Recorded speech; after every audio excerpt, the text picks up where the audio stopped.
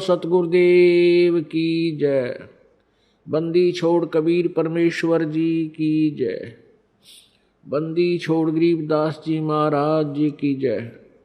स्वामी रामदेवानंद जी गुरु महाराज जी की जय।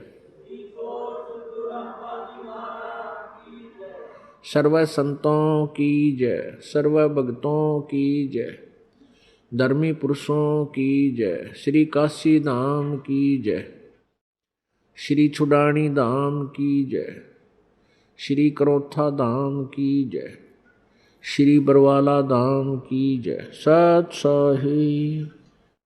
गरीब नमो नमो सतपुरुष को नमस्कार गुरु की नहीं। सुर नर मुंजन साधुआ संतों सर्वस दी नहीं। सतगुरु साहेब संत सब डंडो तुम प्रणाम। आगे पीछे मध्य हुए तिनको जा कुर्बान। नराकार निर्विषम काल जाल भयभंजनम।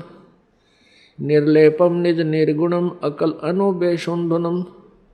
सोहम सुरति समापतम सकल समाना निर्तलय। उज्ज्वल हिरंबर हरदमम बेपरवा अथा है वार पार नहीं मज्जतम। ग्रीब जो सुमरह सिद्ध होई गणनायक गलताना। करो अनुग्रह सोई पारस पद परवाना। आदि गणेश मनाऊं गणनायक देवन देवा। चरण कमल लो लाऊं आदंत करूं सेवा। परम शक्ति संगीतम रिद्धि सिद्धिदाता सोई। अवगत गुण अतीतम सत्य पुरुष निर्मोही। जगदम्बा जगदीशम मंगल रूप मुरारी। तन मन अर्पों शीशम भक्ति मुक्ति भंडारी। सुर नर मुनि जन ध्यावे ब्रह्मा विष्णु महेशा। शेष सहस मुख गावे पूज्य आदि गणेशा। इंद्र कुबेर सरीखा वरुण धर्म राय ध्यावे। समरथ जीवन जी का मन इच्छा फल पावे। 33 कोटि अधारा ध्यावे से 88। उतरे भव जल पारा कट है यम की फांसी। 33 कोटि अधारा ध्यावे से 88। उतरे भव जल पारा कट है यम की फांसी। सत साहिब कर जोरूं विनती करूं। धरूं चरण पर शीश। गुरु जी राम देवानंद जी महाराज ने दियो नाम बख्शीश। कोटि कोटि सिजदा करूं कोटि कोटि प्रणाम। चरण कमल में राखियो मैं बांधी जाम गुलाम। कुत्ता तेरे दरबार का मोतिया मेरा नाम। गले प्रेम की जेवड़ी झांखे तो वहाँ जाऊं मैं। तो करो तो बावड़ूं दूर दूर करो तो जाऊं। जो राखो तो ही रहूं जो देवो सो खाऊं। जय इब के सतगुरु मिले सब दुख आखों रो। चरणों ऊपर शीश धरूं कहूँ जो कहनी हो। कबीर साईं मिलेंगे पूछेंगे कुशलात। आद अंत की सब कहूँ अपने दिल की बात। गुरु जी तुम ना भूलियो चाहे लाख लोग मिल जाही। हमसे तुमको बहुत है तुमसे हमको नाई। तुम्हारे विसारे क्या बने, मैं किसकी शरण में जाऊं। शिव ब्रंच मुनि नारदा, इनके हृदय न समाऊं। अवगुण किए तो बहुत किए, करत न मानी आरे। बावे बंदा बख्श दियो, बावे गर्दन उतार। अवगुण मेरे बाप जी, बख्शो गरीब निवाज। जो मैं पूत कपूत हूँ, बोर पिता को लाज। मैं अपराधी जन्म का, नक्शक बरे विकार। तुम दाता दुख भंजना, मेरी करो संभार। राम नाम रटते रहो, राम नाम रटते रहो, जब तक घट में प्राण। कब हो तो दीन दयाल के, भनक पड़ेगी कान। कबीर लूट सको तो लूटियो, राम नाम की लूटी। पीछे फिर पछताओगे, प्राण जहांगे छूटे। नहीं भरोसा देही का, ये बिनस जावे छन माही। श्वास उश्वास में नाम जपो हो, और यतन कछु नाई। श्वास उश्वास में नाम जपो, व्यर्था श्वास मत खो। ना जाने इस श्वास को, आवण हो के न हो। पृथ्वीपति चकवे गए, जिनके चक्कर चलंते। रावण सरीखे कौन गिने, ऐसे गए अनंत। सर्व सोने की लंका होती, रावण से रणधीरम। एक पलक में राज बिराजीव, जम के पड़े जंजीरम। मन तू सुख के सागर बसरे, भाई और न ऐसा यसरे। मर्द गर्द में मिल गए, वो रावण से रणधीरी। कंस के सी चाणूर से, हिरणाकुश बलबीर। तेरी क्या बुनियाद है, तू जीव जन्म धर लेत। गरीब दास हरि नाम बिना, तेरा खाली रह जा खेत। परमपिता परमात्मा सर्व सृष्टि रचनहार, कुल के मालिक, ये कबीर परमेश्वर हैं। ये वही परमात्मा हैं जो बनारस में, काशी में सन 1398 में प्रकट हुए थे, एक शिशु रूप धारण करके। अपने सतलोक से चलकर आए थे और लहर तारा तालाब नामक एक सरोवर में अच्छे खिले हुए विकसित कमल के फूल पर परमेश्वर पूर्ण ब्रह्म एक शिशु रूप में बनारस में विराजमान हुए थे। पुण्यात्माओं, आप और हम सभी काल के जाल में फंसे हुए हैं, और इस काल का ऐसा भयंकर जाल है, इसको परमेश्वर के अतिरिक्त कोई नहीं समझ और समझा सकता। वो परमेश्वर हम सभी आत्माओं के पिता हैं, और अपनी संतान को कोई आपत्ति कष्ट हो तो अपने पिता और माता को ही उसका दुख होता है। परमेश्वर के अंदर वो सर्व गुण हैं। तुमेव माता च पिता तुमेव बंधु च सखा तुमेव विद्या च द्रविण तुमेव सर्व मम देव देव। ये वो परमात्मा है जो माता और पिता और भाई सखा सभी का ये प्रॉपर रोल करता है। ये यथार्थ भाव में हमारा ये सभी नातों से संबंधित है, सभी नातों में यही खरा है। तो उसी को हमारी चिंता बनती है। हमने जो गलती की वो तो बहुत भयंकर भूल है हमारी, और उसी का परिणाम हम भोग रहे हैं।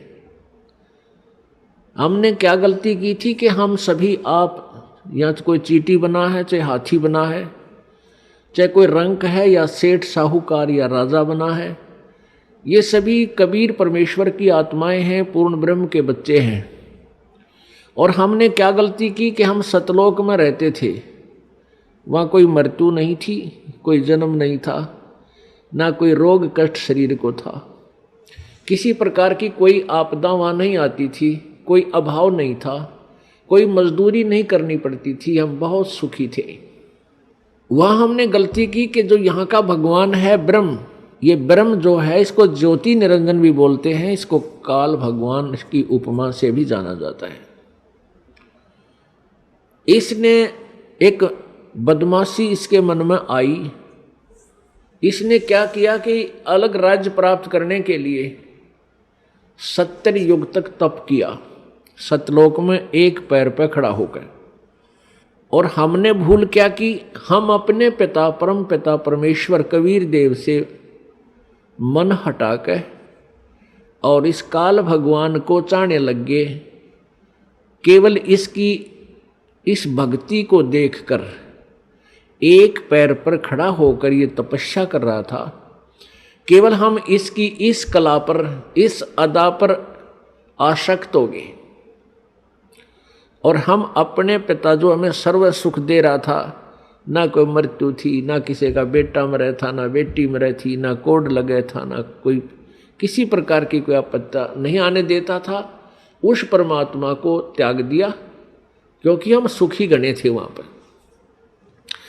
और हमें ये मालूम नहीं था कि हमें इतने कष्ट भी आ जाएंगे। अपनी नालायकी के कारण हम इस ज्योति निरंजन को चाहने लगे, और जिस परिणाम स्वरूप हम इसके जाल में फंस गए और यहाँ आ गए इसके साथ में। इसने 21 ब्रह्मांड परमात्मा से तपस्या करके प्राप्त किए। ये अलग से कहानी आपको सुनाएंगे, लेकिन यहाँ जो प्रसंग चल रहा है कि हम अपनी उस नालायकी के कारण आज इस काल के साथ आगे। जब तक हमारे सतलोक के पुण्य थे तब तक तो इसने हमें रखा ऊपर के लोकों में, स्वर्ग महास्वर्ग में। और जब हमारे पुण्य खत्म होते चले गए, क्योंकि यहाँ का विधान है कि जैसे कर्म करेगा वैसे फल मिलेंगे, और पुण्य आपके होंगे। जब पुण्य क्षीण हो जाते हैं तो उसको ये यहाँ पृथ्वी पर पटक देता है। तो जब तक हमारे पुण्य थे, हमारी जेब में पैसे थे, हमारी कमाई थी, तो हम स्वर्ग रूपी होटल में वहाँ अपने मस्ती करते रहे, भगवान याद नहीं आया। और जब हम पटक दिए पृथ्वी पर, कोई कुत्ता बनाया, कोई गधा बनाया, कोई कुतिया बनाई, कोई गधी बनाई, कोई शेर, कोई पशु पक्षी जीव जंतु बनाकर यहाँ डाल दिए। और जिनके कुछ पुण्य फिर भी शेष रहे उनको मानव शरीर दिया। मानव शरीर के अंदर आप देख रहे हो कोई भी प्राणी सुखी नहीं है। मानव शरीर तो हम सबसे उत्तम मानते हैं, अन्य प्राणियों का तो आप एस्टीमेट लगा लेना वो कितने सुखी होंगे, कुत्ते गधे सुअर। मानव शरीर में भी आप और हम बिल्कुल सुखी नहीं है। अब हम झूठे सुख को सुख मान बैठे। परमेश्वर कहते हैं झूठे सुख को सुख कहे, ये मान रहा मन मोदे, ये सकल चबीना काल कहा, कुछ मुख में कुछ गोद। इस काल भगवान को श्राप लग गया, एक श्राप लगा हुआ है परमेश्वर की ओर से। इसने वहां एक भयंकर गलती की थी, जिसके परिणाम स्वरूप इस काल को श्राप लगा हुआ है 1,00,000 मानव शरीरधारी प्राणियों का नित आहार करने का। मानव शरीरधारी प्राणियों का 1,00,000 का प्रतिदिन ये ग्रास करता है, आहार करता है, खाता है। इसके लिए इसने हम सभी को यहां रोक रखा है, जैसे कसाई बकरे पालता है। अब पुण्यात्माओं, ये परमेश्वर कबीर जी द्वारा दिया गया ये ज्ञान है, ये दास आपको व्याख्या कर रहा है और ये परमात्मा का बताया हुआ है। इस पर बहुत गहराई से सोचना, इसको केवल एक कथा मत समझना। ये 100% सत्य, ये सत्य कथा है, केवल इसको दंत कथा मत मान लेना।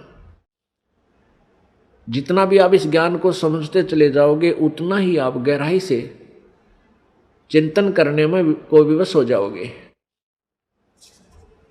अब जैसे कसाई बकरे पालता है, उन बकरों के लिए वो बहुत व्यवस्था करता है, उनको चारा चराता है, उनको पानी पिलाता है, गर्मी सर्दी से बचाता है, उसके ऊपर कोई छान डाल देता है, कोई शेड बनाता है। तो अबोध बकरे बकरियां उस कसाई को अपना एक अच्छा मालिक मानते हैं, दयालु मालिक मानते हैं। किस दृष्टिकोण से? कि ये हमारी कितनी केयर टेक करता है, कितनी देखभाल कर रहा है, पानी पिलाता है, चारा चराता है, तालाब बना रखा है, किधर चरागा बना रखे हैं, चारों तरफ बाड़ लगा रखी है, कोई हिंसक पशु आकर इनको खा ना जाए, रोक रखे हैं। अब वो इसी कारण से उस कसाई को अपना दयालु मालिक मानते हैं। और जब वो कसाई उन बकरों के उस बाड़े में जाता है, स्थान पर जाता है, तो बकरे उस मालिक को एक दयालु मालिक मानकर उस व्यक्ति को उसकी तरफ भाग लेते हैं प्यार देने के लिए। कोई उसके ऊपर पैर डालकर प्यार देना चाहता है, कोई जीभ से चाटता है, और वो कसाई उनको ऐसे हाथ पकड़कर देखता है और बकरे उसकी बाजू को अपनी जिह्वा से प्यार देते हैं, चाटते हैं, जैसे बहुत लाड करया करें। और वो कसाई देख रहा होता है कि यूं कितने किलो का बिकेगा, कितना मांस हो गया इनमें, वो ऐसे देखता उनको, और वो सोचते हैं कि ये हमारा दयालु मित्र में प्यार कर रहा है, हमारा मालिक है। पुण्यात्माओं, जैसे हम यहाँ देखते हैं कितनी विस्तृत भूमि है, इसके ऊपर कितने अच्छे बाग बगीचे, फलदार वृक्ष, काजू किस्में, सेब संतरे, और कितने अच्छे शीतल और स्वादिष्ट मधु जल की दरियां बह रही हैं। जमीन के नीचे कितना एयर कंडीशन ला रखा है, गर्मियों में ठंडा जल और सर्दियों में गर्म। अब और कितनी अच्छी हवा चल रही है, सूरज दिन रात बन रहे हैं, सूर्य उदय हो रहा है, अस्त हो रहा है। इस व्यवस्था को देखते हैं तो ऐसा लगता है जैसे ये तो भगवान ने पड़ा है, कितना अच्छा भगवान है, कितनी हमारी सुनियोजित, हमें कितना अच्छा आहार दिया है, कितना अच्छा हमारे रहने की व्यवस्था की है। और जब हम देखते हैं किसी का बेटा मर गया, किसी की बेटी मर गई, किसी का परिवार नाश हो गया, किसी का दो मर गए एक परिवार में, तो उस समय हमें कभी ये नहीं आता यूं क्यों हो रहा है, ये जुल्म क्यों हो रहा है, ये हमारी बुद्धि में कभी नहीं आया। अब आने लगा जो भगवान ने हमारी ये मोतियाबिंद का ऑपरेशन कर दिया। कबीर परमेश्वर जी के ज्ञान से, इस तत्व ज्ञान से हमारे जो अज्ञान रूपी मोतियाबिंद था आंखों पर, इसका ऑपरेशन हो गया। अब हमें स्पष्ट दिखाई देता है युग के कारण है यहां पर इतनी व्यवस्था करने का। जैसे वो कसाई ने अपने स्वार्थवश कितना परिश्रम कर रखा है और किस प्रकार बकरों को रोक रखा है, और शाम के समय वो ना देखता, जब भी ऑर्डर आ जाता है 10 बकरे चाहिए, बकरी चाहिए, वो छांट के ले जाता। वो ना देखता किसकी माँ है, किसका बेटा, किसकी बेटी, एक परिवार के 2 हैं कि एक। उधर डंडा लेकर और निकाल लेता 20-30 इकट्ठे ही चल, और जाते ही कटवा के अपने पैसे गिन लेता है। ठीक इसी प्रकार ये यहाँ का भगवान है जिसको ब्रह्म बोलते हैं, ज्योति निरंजन कहते हैं। और अभी तक ये ऋषि महर्षि संत इस ब्रह्म की साधना के लिए ही हमें प्रेरित करते रहे। और इस ब्रह्म के 3 पुत्र हैं ज्योति निरंजन के, रजगुण ब्रह्मा जी, सतगुण विष्णु जी, तमगुण शिव जी। और इस ज्योति निरंजन ब्रह्म की पत्नी है दुर्गा, और श्री ब्रह्मा विष्णु महेश जी की ये माता है दुर्गा। अब ये तीनों पुत्रों को इस काल ने हमारे को यहां बांधे रखने के लिए, कर्माधार से यहां रोके रखने के लिए इनको इंचार्ज बना दिया। रजगुण युक्त ब्रह्मा जी को, सतगुण युक्त विष्णु जी को और तमगुण युक्त शिव जी को कर दिया। रजगुण ब्रह्मा, सतगुण विष्णु, तमगुण शिव जी बना दिए, उत्पन्न कर दिए। ये तीनों गुण युक्त है। रजगुण ब्रह्मा है, सतगुण विष्णु, तमगुण शिव जी। अब इस एक ब्रह्मांड में 3 लोकों के ऊपर, एक पृथ्वी लोक, एक ऊपर स्वर्ग लोक और नीचे एक पाताल लोक, इन 3 लोकों पर एक एक विभाग के मंत्री बना दिया इनको। इन तीनों मंत्रियों की तीनों लोकों पर अपने विभाग के आधार से तीनों की पावर काम करती है, शक्ति काम करती है। श्री ब्रह्मा जी के इस रजोगुण के प्रभाव से सभी प्राणी संतान उत्पत्ति करते हैं, जीव के बस की बात नहीं। और श्री विष्णु जी सतगुण, अब सतगुण के प्रभाव से हमारा एक दूसरे में मोह ममता, संपत्ति में मोह, पति पत्नी का आपस में लगाव, बच्चों में ममता, भाई बहन का प्यार, ये इतना जबरदस्त है कि हम इनसे दूर नहीं हो सकते, चाहे कितना जोर लगा लें। और तीसरा तमोगुण है, जरा सी बात पर लट्ठम लट्ठा एक दूसरे ने मार डालें, कत्लेआम कर दें। ये भगवान शिव जी के अंदर सतोगुण है, उसका प्रभाव से हम ऐसा यहाँ सब कर रहे हैं। अब जैसे एक मकान में 3 कक्ष हैं या 4 कक्ष हैं, और रसोई के अंदर छौंक लगा मिर्चों का। रसोई के अंदर तो वो मूल वस्तु है, मिर्च है, छौंक है, और उसका निराकार शक्ति ने जाकर अन्य कक्षों में बैठे व्यक्तियों को भी प्रभावित कर दिया, और उनको भी छींकें आने लग गई। उनके बस की बात नहीं, उन छींकों ने वह रोक दे। तो इसी प्रकार पुण्यात्माओं, परमात्मा कबीर देव ने, कबीर साहब ने इस यथार्थ ज्ञान को हमें समझाया कि ये ऊपर तीनों भगवान रजगुण ब्रह्मा, सतगुण विष्णु, तमगुण शिव जी की अलग अलग राजधानियां हैं, अलग अलग लोक हैं।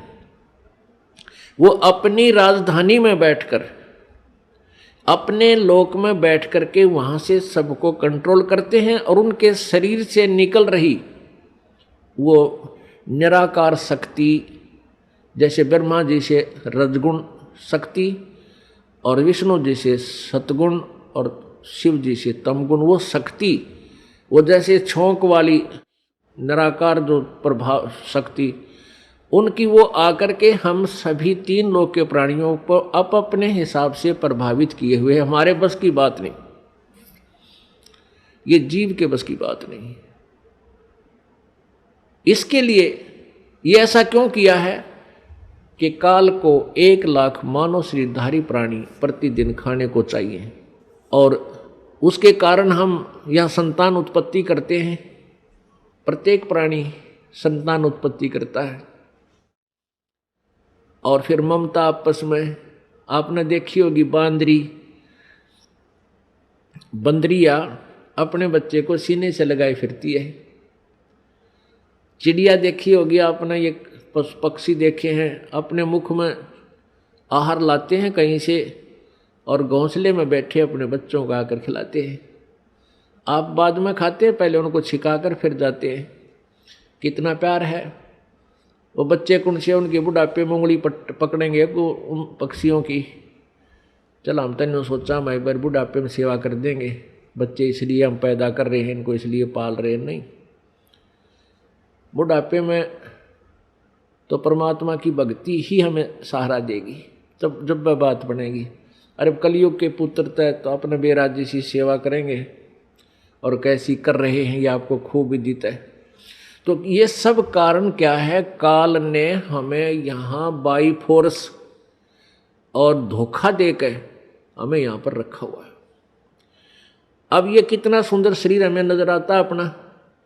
अपने शरीर की रक्षा के लिए, इसमें कोई बीमारी हो जाए या सर्दी से बचाने के लिए कितनी व्यवस्था करते हैं, और इसको बनाए रखने के लिए, जीवित रखने के लिए, इसी के लिए हम सारा दिन लगे रहें पेट भरने की खातिर। और ये क्या है?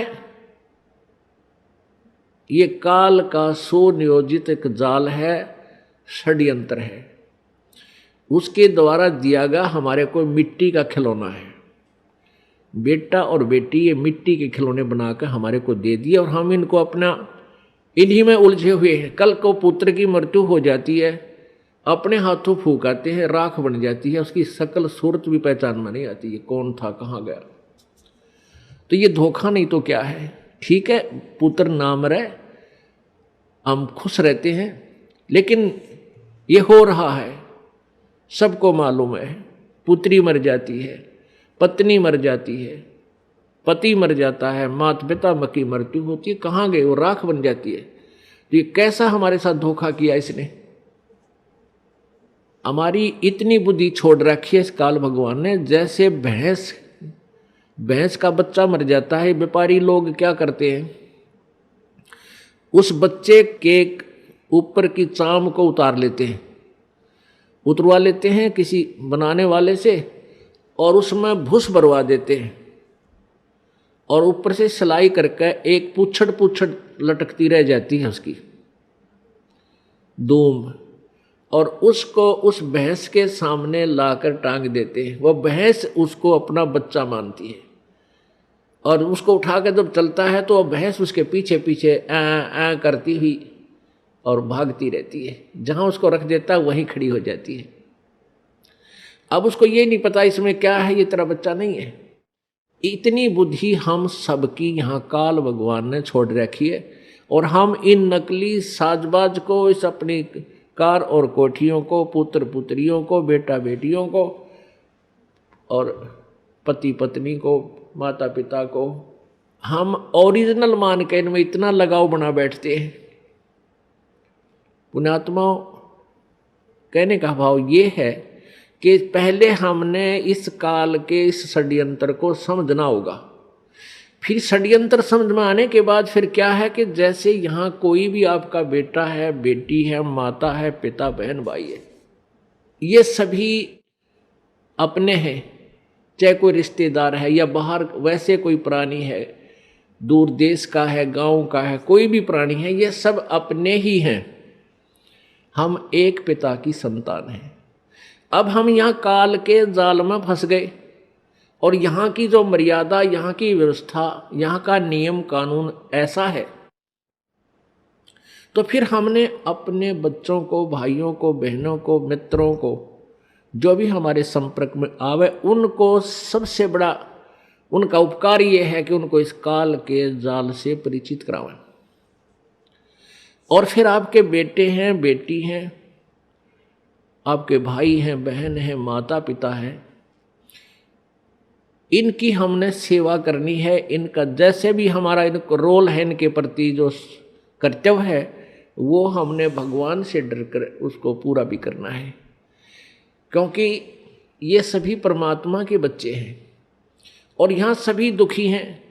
अब जैसे माता पिता जो बूढ़े हो जाते हैं, असहाय हो जाते हैं, अब उनकी सेवा करना आपका परम कर्तव्य बने, क्योंकि माता पिता जब बच्चा या बेटा या बेटी उत्पन्न होती है, बेटी उत्पन्न होती है, उसका तो उद्देश्य पता होता है ये तो पराई होनी है, उसको भी प्यार से पालता है अपने सीने से लगाकर, ऐसा नहीं, क्योंकि उसको ये मालूम है कि हमें भी कोई ऐसे एक पाल कर एक बेटी देगा। और उसका मुख्य उद्देश्य बेटे के ऊपर रहता है कि बेटा बड़ा होगा, पुत्रवधू आवेगी और हम बूढ़े हो जाएंगे, हमें हमारी सेवा करेंगे, हैं, हमें बैठों को खाना देंगे, उंगली पकड़ कर इधर उधर हमें ले जाया करेंगे। तो इस उद्देश्य से वो बच्चों की परवरिश करता है, इस उमंग से रात देखता ना दिन देखता। तो जब वो बूढ़े हो जाते हैं तो वो डिजर्व करते हैं आपसे वो सेवा, और आप वो कर नहीं पाते। क्यों नहीं कर पाते? क्योंकि आपको ये नहीं मालूम कि हम यहाँ भयंकर जाल में फंसे हुए हैं, और परमात्मा ने जो हमें यहाँ कर्तव्य दिया है उसको ना निभाकर भी हम दोषी बन रहे हैं, पाप के भागी बन रहे हैं, और काल तो हमसे पाप करवाता रहता है ताकि ये मेरे जाल में फंसे रहें। तो हमने परमात्मा के विधान से परिचित होकर इन सब नातों का जो भी आपकी भूमिका है, जो भी आपका रोल दिया है, उसको निभाना है। बच्चों का पालन पोषण भी आपने बड़ी प्यार से करना है, ऐसे ढंग से करना है कि मालिक के बच्चे हैं और माता पिता भी मालिक के बच्चे हैं। आपकी ड्यूटी है बुढ़ापे में इनकी सेवा करना, इनको प्यार दे। बूढ़ा आदमी प्यार का भूखा होता है, प्यार तो बोल पड़े बस उसने, वो भूखा भी रह जाएगा। उसको पता है कि तेरी सटेज ऐसी होगी, जो मिल जाए वो खा ले, चुप करके नखरे मत करे। और नहीं करते हैं जो समझदार होते हैं, तो उनको प्यार से ही बोल पड़ो, इतना ही काफ़ी होता है। कोई वस्तु की चाह करते हैं तो तुरंत हाँ अवश्य करेंगे, माता पिताजी अभी करते हैं, चाहे 2 दिन लेट भी हो जाए पर बोला राजी, इतने में खुश हो जाया करें। और जब बच्चे हैं आपके, तो बच्चों का भी आपने पालन पोषण करना इस दृष्टिकोण से चाहिए कि तेरे ये भगवान के बालक हैं, उस सच्चे मालिक के बच्चे हैं, और हमारी ड्यूटी दे दी, हम इनके सेवक हैं। जैसे एक नौकरानी रखी जाती है, घर पे नौकरानी रखी जाती है, और उसकी ड्यूटी लगा दी कि इस पुत्र की या पुत्री की, बेटा और बेटी है मेरी, उस मालिक ने नौकर रख ली और इनकी ड्यूटी लगा दी, उनका पैसा दे दिया कि ये इनका सामान है, इसको खाना खिलाना है, कपड़े पहनाने हैं, इस प्रकार इनको नहलाना धोना है, और स्कूल छोड़ के आना है, विद्यालय ले जाना है और लाना है। अब वो बहन, वो नौकरानी या नौकर उस मालिक के बच्चे जान के उन बच्चों की अपने बच्चों से भी ज़्यादा केयर टेक करता है। और जब उसको निकाल दिया जाता है, नौकरी से निकाल दिया जाता है, तो मुड़ के नहीं देखता फिर उन बच्चों की तरफ। और जब तक वो नौकर रहता है, उनकी सेवा की ड्यूटी है, वो बहुत चिंतित रहता है कि मालिक गुस्सा ना हो जा, इनकी कोई सेवा में फर्क रह जा, कोई कमी ना आ जा, त्रुटि ना रहे। एक समय ये दास सर्विस करता था जब जेई की पोस्ट पे, जहाँ हमारा कार्यालय था उससे 2 मकान छोड़कर एक बड़े साहूकार सेठ का मकान था। उसकी एक बेटी थी, वो ज़्यादा से ज़्यादा 8-7 वर्ष की होगी, 1ली या 2वीं कक्षा में वो पढ़ती थी। और उस लड़की का विद्यालय वहाँ से ज़्यादा 1000 फुट होगा, 1000-1500 फुट की दूरी पर था। तो उस मालिक ने उस बेटी के लिए कोई साधन नहीं लगा रखा था, कोई रिक्शा वगैरह नहीं ला रखी थी, थोड़ी दूरी पर था। उस नौकरानी से कह रखा था कि आप इसको सुबह छोड़ आना, नवा धवा के, कपड़े ड्रेस पहना के, और जब इसकी छुट्टी हो ले आना। वो उसको ऐसे ही प्रतिदिन लेकर जाती थी और छुट्टी होते ही उसको ले आती थी, पैदल ही लाती थी। गर्मियों के दिन, ये मई का महीना, उसने एक छोटी सी छाता ले रखा उस नौकरानी ने, स्वयं तो धूप में, और उस छोटी सी बच्ची के ऊपर छाता लिए हुए, और वो धूप में आ रही है, उस बच्ची पर, मालिक की बेटी पर छाता किए हुए है और लेकर आ रही है। यानी इतनी सेवा, इतनी अपने पंचुअल थी अपनी सेवा में। और जब उसको नौकरी से निकाल दिया, फिर उसने उधर झांक कर भी नहीं देखा कि मेरी ड्यूटी अभी तक थी और इतना कर्तव्य था, ये मैंने ठीक निभाया। तो पुण्यात्माओं, इसी प्रकार आपके बच्चे हैं, बेटा बेटी हैं, ये प्रभु के बच्चे हैं, आपको इनका सेवक लगा रखा है। इस दृष्टिकोण से इनका पूरा कर्तव्य करो। अपने कर्तव्य कर्म को करते हुए प्रभु की याद भूल नहीं पड़नी चाहिए। और जब यहां से जाने का समय आएगा, नौकरी से आपको निकालेंगे, आपके मन में अगर हृदय से ये बात होगी कि मेरा बेटा नहीं है, मेरी बेटी नहीं है, ये मालिक के बच्चे हैं, ठीक है, नाता कुछ भी जोड़ दिया हमारा है, सामाजिक नाता भी बेटा बेटी का है, लेकिन ये मालिक के, वास्तव में परमात्मा के बच्चे हैं। और जब हम चलेंगे यहां से छोड़कर, तो हमारी ममता इनमें नहीं हो सकती। यदि हम इस ज्ञान आधार से सोचेंगे और यदि हम उस पशु की तरह उस पुतले को अपना माने बैठे रहेंगे, तो धक्के उसके पीछे पीछे धक्के खाते ही रहेंगे। मान ले आपकी मृत्यु होने लगी, ये आध्यात्मिक तत्व ज्ञान है पुण्यात्मा, जो तुमने यहां से पीछा छुटवाना है। यदि आपको ये ज्ञान हुआ नहीं, भक्ति कर रहे हो, सुख भी देगा भगवान, आपके दुख भी दूर करेगा, आपको धन भी देगा, बहुत सुख कर देगा। और इस ज्ञान की भूल पड़ते ही आपको यहीं फंसा लेगा।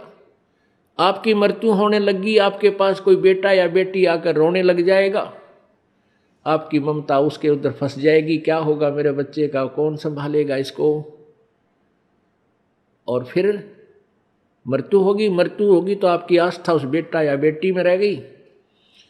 मृत्यु होकर के फिर वहीं कुतिया आकर बन जा मनमाने उसी गली में, या कुत्ता बन गया, उड़े सैर सपट्टे करता रहेगा। फिर बेटे भी ना मिलने ना और बेटियां दौड़ बैठ सकता। एक परिवार ने खीर बनाई थी, खीर का पात्र था, उसमें सर्फ पड़ गया, पड़ते ही वो मर गया, अंदर बैठ गया नीचे। वहाँ उनकी एक पालतू कुत्ती थी, मतलब जैसे वह वैसे पाली हुई नहीं थी, गली में घूमती फिरती, आ जाती, बैठ जाती, उसको रोटी राटी डाल देती, वो वहाँ बैठ जाती थी। तो उसने क्या किया, वो सारी खीर पंजे के साथ खंडा दी, वह डाल दी, नीचे डाल दी। उधर से घरवाला ने देखा कि इसने तो भाई कमाल कर दिया, आज तक ये ऐसी गलती नहीं करती थी, आज तक इसने बड़े बनाए भोजन का नाश कर दिया। उसका तुम्हारा लठ, वह तो गई ट्या ट्या करती। फिर वो खीर को संभालने लगे, बाहर नीचे पड़ी थी, वो तो पड़ी थी, अंदर झांक कर देखा उसमें कितनी बच रही है, उसमें काला सांप, सर्प अंदर पड़ा। और फिर उस पूरे परिवार ने खुशी मनाई को हो, इस कुतिया ने तो हमारा परिवार बचा दिया। फिर उसने ल्याव पकड़ कर वो आगन बाजा के उधर लठ लाग गया। फिर किसी से पूछा, भाई ये कोई वैसे ही कोई मौत होती है? एक व्यक्ति आ गया जो थोड़ी बहुत भविष्य की या बैक की जाने था, उससे पूछने लग गया कि ये क्या कारण है, इसने आदमी भी नहीं कर सकता ऐसा काम कर दिया इस कुतिया ने। तो उसने बताया थारी दादी थी या तेरी दादी थी पहले हैं, और इसकी आस्था भैया मरन लगे जब थारे में रहेगी या कुतिया बन गई। और अच्छी पुण्यात्मा थी, पहले भी दयालु थी, और जो तुरंत मनुष्य जोनी से पशु जोनी माता है उसमें थोड़ी बहुत लक्षण अच्छे होते हैं। जैसे कई कुत्ते हैं बड़े समझदार, मनुष्यों की तरह ही सारे काम कर देते हैं, वो तुरंत मनुष्य जोनी से आए हुए होते हैं। तो पुण्यात्मा फिर आप वहाँ कुत्ते बन का बैठोगे। तो अध्यात्म, यदि आपने इस विद्यालय में प्रवेश पाया है, पहले इसका उद्देश्य समझ लेना। इस विद्यालय का उद्देश्य है आपका यहाँ जन्म मृत्यु से सदा के लिए झंझट छुटवा देना और सतलोक में वहाँ भेज देना जहाँ कभी दुख नहीं, कभी मृत्यु नहीं, कोई रोग नहीं, कोई कोड नहीं, कोई आपदा नहीं आती, किसी चीज का अभाव नहीं, जहां हम पहले रहते थे। अब जब तक आप मालिक के चरणों में रहोगे तो यहां का सुख तो आपको मिलेगा। आपके भाग्य में ना होगा तो भी दाता आपको देगा। ये दयालु है, ये समर्थ है, इसके पास फुल पावर है। और फिर आपकी मृत्यु तो होगी, क्योंकि यहाँ तो कोई रह ही नहीं सकता। इस मिट्टी के खिलौनों में कितने दिन रह सकता है? हजार हजार वर्ष तक भी रह जीवित रह कर देख लिया ऋषियों ने अपनी अटकलों से, आखिर में फिर मृत्यु हुई। यहाँ तो मृत्यु होगी। वो दिन तो डेफिनेटली आओगा जिस दिन आपने यहाँ छोड़ना ही पड़ेगा, चाहे कितना काम रह रहा हो। आज जो स्थिति आपकी है, यदि आप इसको अभी से सेट करके चालोगे कि परमात्मा आपकी इच्छा कभी ले चलियो, यदि आपने मोक्ष उद्देश्य रखना है, उसमें फिर अग्रम अग्रम नहीं रखनी कि यो काम रह गया, ऐसा नहीं हुआ, भगवान इतना और हो जाता फिर काम बड़े नहीं। चाहे कभी कहे परमात्मा, चालन की तैयारी करनी पड़ेगी आपने। तो आपने यहाँ से तो जाना ही पड़ेगा। यदि आप श्रद्धा नहीं हटाओगे, यहाँ से आस्था नहीं हटाओगे, तो भी मृत्यु होगी, तो यहीं आ जाओगे। इस ज्ञान को आधार बना के और परमात्मा को साक्षी रख के जब भी चालन की तैयारी आवे, किसी समय आ जा, सहर्ष चल पड़े कि कभी ना कभी तो पीछा यहाँ से छुटवाना ही पड़ेगा। मान लीजिए आप परमात्मा के मार्ग पर लगे हुए हो और आपके साथ कोई ऐसी घटना, वैसे तो मालिक घटना नहीं देता जल्दी सी, वो भी आपकी कोई त्रुटि होगी या परमात्मा की कोई और रजा होगी उसमें, वो आपके हित में ही होगी। जैसे जिसको हम अकाल मौत कहते हैं, तो यहाँ पहले तो अकाल मौत आपकी होगी नहीं, और होगी तो घनी आपके ऊपर मेहर होगी, कोई विशेष कृपा होगी, या आपका नाम टूट चुका हो। प्रथम तो अकाल मृत्यु होगी नहीं इस मालिक के चरणों माने के बाद। इसके हाथ में है मासा घटे ना चल बढ़े, विधना लिखे जो लेख, और साचा सतगुरु मेट कर ऊपर मार दे मेघ। ये वो परमात्मा है जिस लिखे हुए लेख को, प्रारब्ध को कोई भी चेंज नहीं कर सकता। ये परमेश्वर कबीर देव उसको चेंज कर सकता है, उस भाग्य को बदल सकता है। तो ये तो उसके साथ होगा जो हृदय से, तन मन धन से कोई मर्यादा भंग नहीं करता है, प्रभु के चरणों में लगा हुआ है। और दूसरे जो परमात्मा के चरणों में लगे हुए हैं और परमात्मा की कुछ और रजा है कि कई कारण हो जाते हैं पुण्यात्माओं, तो उसको ऐसे अकाल मौत, वो स्वयं ही अकाल मौत मृत्यु करेगा उसकी, और तुरंत ही उसको दूसरा जीवन देकर पार करेगा। वो उसने अपनी आत्मा को देखना है। हम तो अपना स्वार्थ देखें। जैसे किसी की माँ मर जा, चाहे 70 साल की हो रही है, तो याद आवे है कि भाई अच्छी बालक खिलाओ थी, पोचा ने राजी रखे थी, घर की रुखाड़ करे थी, ये बना मरे तो बढ़िया है। तो हम तो अपने स्वार्थ ने कर रहे हैं। जय उस माता जी का हो जा बीमारी, कोई रोग हो जा, 10 लाख जा, खाट पे लेट जाओ, तो हफ्ते अंदर हाथ जोड़ लेंगे सारे, है भगवान माँ की माटी उसंगवा ले, परमात्मा इसने उठा दे। तो कहने का भाव ये है कि यदि परमात्मा किसी भी समय पर अपने सच्चे भक्त लगा हुआ ठीक है और उसको ऐसी कोई घटना करता है, ऐसी कोई घटना होती है अकाल मृत्यु की, 2 कारण से होगी। या तो आपका नाम खंड हो चुका है, उसने आपको काल ले गया, या परमात्मा अपने हिसाब से वहां से तुरंत दूसरा जन्म देकर आपको पार करेगा। अपने आत्मा, हम जैसे दीर्घ रोग है हमारे को जन्म और मृत्यु का एक दीर्घ रोग है, ये कैंसर हो रही है। ये प्रभु का हॉस्पिटल है, ये सतलोक आश्रम बरवाला एंड करो था।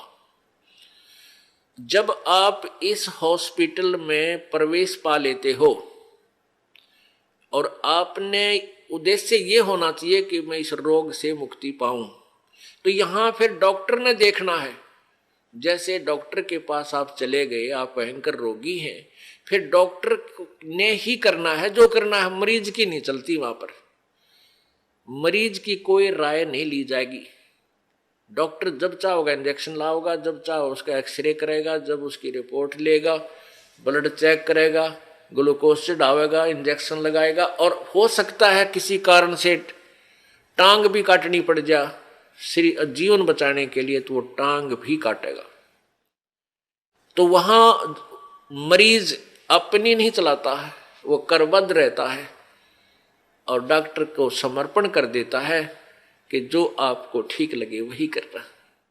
तो यहां आने के बाद आपने अपना अगर जन्म मरण का रोग कटवाना है तो परमात्मा डॉक्टर है, कबीर भगवान हमारे, इस दास को आपका कंपाउंडर छोड़ रखा है। तो आपको जैसा भी यहां हो रहा है उसमें कोई, देखो एक तो आपको गड़बड़ होगी, नामखंड हो जानते, आपका नाम टूट जाएगा, परमात्मा से आपका कनेक्शन खत्म हो गया। और दूसरा होगा मालिक करेगा, तो उसमें फिर अगरम मगरम नहीं होनी चाहिए, ऐसा क्यों हो गया, ऐसा नहीं होना चाहिए था। तो एक तो सावधानी आपने रखना कि आपका नाम खंड ना हो, मर्यादा भंग नहीं होनी चाहिए। पुण्यात्माओं, आप इस काल के जाल से अपरिचित हो, इस कारण से इस मार्ग को इतना सीरियसली नहीं लेते। आप केवल पहले आते हो सुख के उद्देश्य से कि मेरा ये हो जा, बेटा हो जा, बेटी हो जा, कार हो जा, कोठी हो जा, टोटा दूर हो जा, कर्जा उतर जा, छोटा मोटा को शारीरिक कष्ट है वो दूर हो जा। ये तो आपको फ्री ऑफ कॉस्ट होगा यदि आप सच्ची श्रद्धा से भक्ति करनी प्रारंभ कर दोगे। फिर कुछ दिनों के बाद आपको यहाँ इसलिए बुलाया जाता है, भाई हर महीने आना है, दूर देश के हैं वो, चल दूसरे महीने 1 महीना छोड़ कर आ जाए, 2 महीने छोड़ कर आ जाए। आपको इसलिए बुलाया जाता है कि ताकि आप इसको इतना सीरियसली नहीं लेते, क्योंकि आप इस मार्ग से परिचित नहीं हो। आपको यहाँ बुलाया इसलिए जाता है क्योंकि आपको वहाँ अपने घर से जब चलते हो तो 1 हफ्ता पहले आप परमात्मा के दरबार में पहुँचने के लिए चिंतित हो जाते हो। तो आपकी वो चिंतन भी मालिक के पुण्य में लग जाता है। कोई कार्य को आगे पीछे करते हो, किसी से छुट्टी लेते हो, घर वालों को मीठा बोलते हो कि मैंने जाना है, कहीं ये ना कर दे, और फिर आप वहाँ से यहाँ तक आते हो। नंबर 1 तो आपको धनी बनाना है, राम नाम का, भक्ति का धनी बनाना है। परमात्मा का विधान है, संत मिलन को चालिए तज माया अभिमाने, जो जो कदम आगे रखे ओहे यज्ञ समाने। क्या बताते हैं परमात्मा, अपना विधान बाप ही बता रहे हैं कबीर जी कि संत मिलन को चालिए। जब सतगुरु के दर्शनार्थ आप चलते हो, अभिमान तज माया अभिमान, किसी प्रकार का भी आप में अभिमान नहीं होना चाहिए, ना धन का हो, ना पद और पोस्ट का हो, किसी प्रकार का नहीं हो। जैसे एक रोगी व्यक्ति जिसको पता लग गया कि तेरी जान जाने वाली है और वो डॉक्टर के पास जाता है, चाहे वो कितना बड़ा अधिकारी है और कितना पैसे वाला है, वहाँ वो अपनी उस पोस्ट और पैसे को नहीं आगे रखता, उसका दिखावा नहीं करता, अपनी जान बचाना चाहता है। डॉक्टर जहाँ कहता वहीं लेट जाता है, कपड़े उतारने को कहता तुरंत उतार देता है, कोई रिपोर्ट करवाने के लिए संकेत करता, लिख कर देता, तुरंत उठ कर चला जाता है। तो पुण्यात्मा, सच्चे दरबार में जब भगत आवे, उसका दृष्टिकोण, उसका उद्देश्य, उसका भाव ऐसा होना चाहिए जैसे सीरियस रोगी, सीरियस पेशेंट और हॉस्पिटल में जाता है, उसमें कोई नखरा नहीं होता। ऐसे जब आप सच्चे दरबार में आओगे, आपको कितना पुण्य मिलेगा कि जहां से आप चले हो यहां तक आने के जितने भी आपके कदम, यानी जितने कदम बनते हैं, इतने यज्ञ के तुल्य आपको पुण्य मिलेगा उसको जो यानी निष्कपट भाव से आता है और निर्भिमान होकर आता है। जैसे रोगी जाता है हॉस्पिटल में, तो यहाँ आपको बुलाने का उद्देश्य ये है, नंबर 1 तो आप धनी हो जाओगे, पुण्य बढ़ेंगे आपके, और जो पैसा आपका खर्च होता है यहाँ किराए पे आने जाने में, ये भी आपके पुण्य में लिखा जाएगा, आपके धर्म में लिखा जाता है, ये पुण्य हो रहा आपका। तो जितना भी आप यहाँ परमात्मा के चरणों में आओगे आपका पुण्य बढ़ेगा। फिर आप यहाँ पर 5 यज्ञ होती हैं। एक यज्ञ है धर्म की, या भंडारा चला है भगवान का दिन रात फ्री ऑफ कॉस्ट परमात्मा की तरफ से। यहाँ जो आप आते हो 10 रुपये 50 रुपये 100 रुपये जैसे भी दान पात्र में डालते हो, उसका फिर सामूहिक रूप से भंडारा होता है, कहीं आश्रम का विस्तार होता है, कोई पंखा आता है, कितने दरी बिछाण की मैट लेते हैं, लैट्रिन बाथरूम बनाए जाते हैं, कमरे बनाए जाते हैं, शेड लगाया जाता है। तो ये आपके पैसे इसका पुण्य हुआ और यहाँ आने वाली दुखी आत्माओं को चैन हुआ। अब कितने कैसे संसार से निकल कर आते हो आप, ट्रेन में आते हो, जेब कतरे साथ बैठे रे मनमाने किरा के कर जा। घर से निकलते हो, कोई ठगी है, कोई चोर है, कोई किस तरह का है। व्यापार में भी इस तरह के ना जाने कितने निकम्मे आदमी, या व्यवसाय में अपने कार्य में कितने निकम्मे टाइप के आदमी आपके साथ खसने को तैयार रहते हैं। और ऊपर से फिर आपके ऊपर ये इतनी आपदाएं, कोई रोगी है, किसी को कोई भूत सता रहा है, किसी का पितर रुष्ट है, किसी का देवता रुष रहा है, और ना जाने कितने रोग कोड आपके लगे हुए। और वो प्राणी यहाँ आता है, उसको आते ही गर्म पानी मिला है नहाने के लिए, गरम गरम चाय तैयार मिला है, अपना बैटरी सी चार्ज हो जाती है इसकी, और फिर बिछे बिछाए मैट मिले, रजाई मिले भगवान के बच्चों को। और फिर आपको यहाँ अमृत ज्ञान सुनाया जाता है रात्रि के समय, सर्दी का मौसम, ये दिसंबर और जनवरी का महीना, इसमें ओढ़ कर रजाई शाम के समय और बैठे मालिक का ज्ञान सुने, परमात्मा का प्रसाद छक के, और अपना कितनी आत्मा प्रसन्न होती है। आधा दुख तो यही बोल लेता प्राणी। तो यहाँ पर कौन आता है? या कोई खाना खाने नहीं आता, या कोई रात्रि को सोने के लिए नहीं आता, यहाँ तो परमात्मा के लिए वो प्यारी आत्मा आती है जो परमात्मा के अंश है, जो पिछले जन्मों से उनके चरणों में कहीं ना कहीं किसी ना किसी रूप में वो उनके साथ रहे हैं। अब वो पार हो नहीं पाया, भटक रहे हैं, उनको फिर परमात्मा अपने बच्चों को इकट्ठा कर रहा किसी ना किसी माध्यम से, कोई टीवी से, चैनल से, या किसी पुस्तक से, या किसी मित्र से, रिश्तेदार से, भाई बहन से अपना संदेश भिजवा कर इनको फिर शरण में ले रहा है। तो ऐसी प्यारी आत्मा जो परमात्मा के बच्चे यहाँ आते हैं, और इनके लिए जो सेवा होती है, ये धर्म यज्ञ है।